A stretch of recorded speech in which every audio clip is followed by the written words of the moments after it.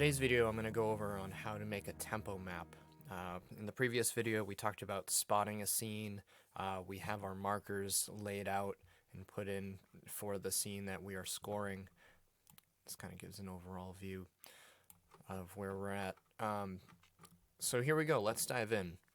There's many different ways to do this, and I just want to preface that with this process as a whole, this is just my approach and my personal way of doing this.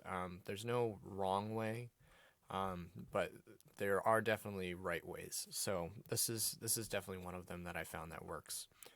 All right, so a tempo map. Why do we need a tempo map? This is important because it kind of gives us a clear musical outline that will match the film at the speed and pace that the film is going. This can be seen in the edit, in the way the camera moves. These are all things you need to look for when you're scoring a scene and scoring a film, to allow your music to serve the scene rather than go against it or have it not work so well. So the first thing I'm going to do is I'm going to open the tempo section in Logic. I'm just going to go to this top bar right here and right click. There's also a key command, it's Shift Command T, but this is an easy way to find it as well. Now you see here this line, this is the tempo in beats per minute, and right now my time signature up here is in 4/4, and this is where the tempo is. It's C tempo, marked at 120 beats per minute, so the quarter note gets a beat. Yeah, so this is the default, and from here I will actually turn on the metronome and just let it play. In Logic, it's over here, or it's command, or the key command is just K on the keyboard. So I have the metronome on. It's going to go at 120, accenting beat 1, and then I'm going to open up the movie, and I'm just going to hit play and kind of listen and see if the tempo that's defaulted actually works. And this is a lot of guess and check, but it's good to see what different tempos will do, and it might spark some ideas.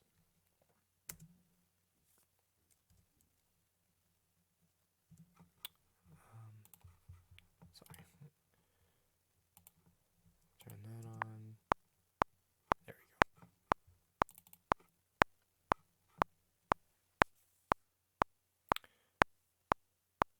Now this isn't bad. This is actually a pretty good start for the tempo.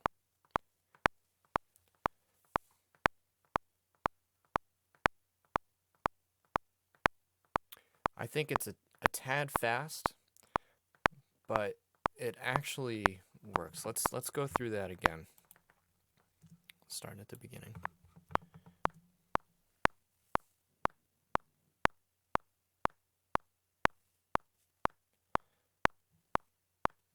Even just this rhythmic pulse is changing the way I'm looking at the picture. The strong beats are definitely bringing things out in the picture. The little movements, the turns, the rotations, the flow.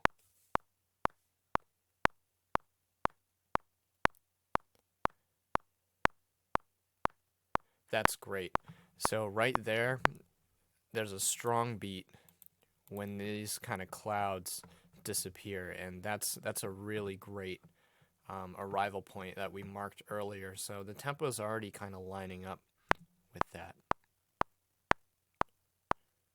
1, 2, 3, 4, 1. And full, yeah.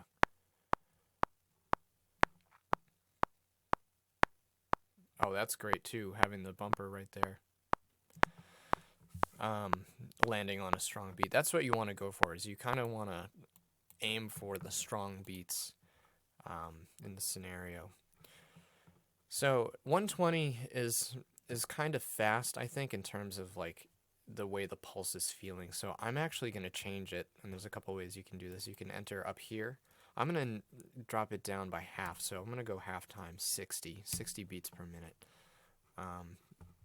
And this kind of messes up my original marker set, but that's okay because I know I've already spotted this. I know where everything is.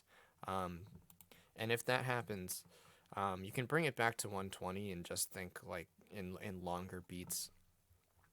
And I believe there's a way to lock the system as well.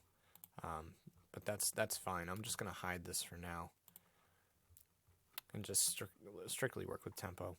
So let's go 60,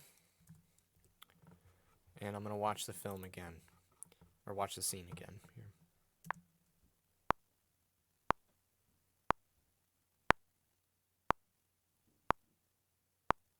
Yeah, this is already feeling better.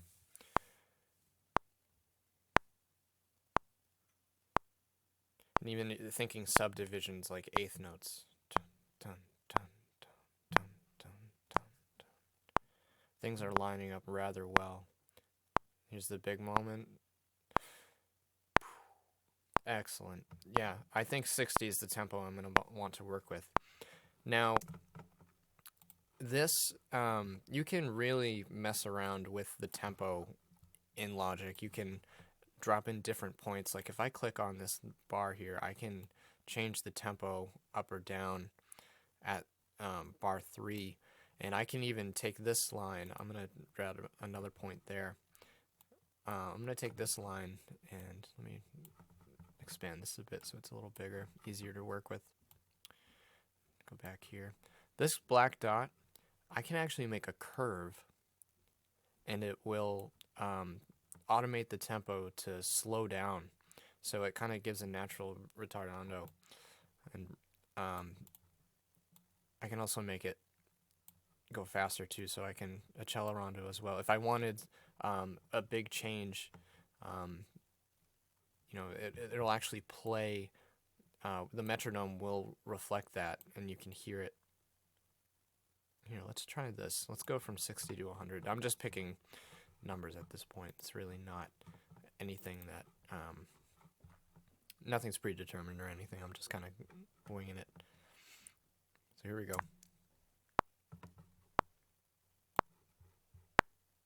So you can see. Yeah. Even that feels nice. Kind of gives it more of that motion, kind of driving towards something.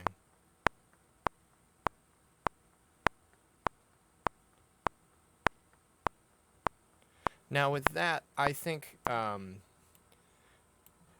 you could go one of two ways. And again, if you're doing this yourself, you can find a tempo that works for you. I'm just gonna stick with the 60 beats per minute because I'm already kind of hearing in my head some musical ideas in that tempo.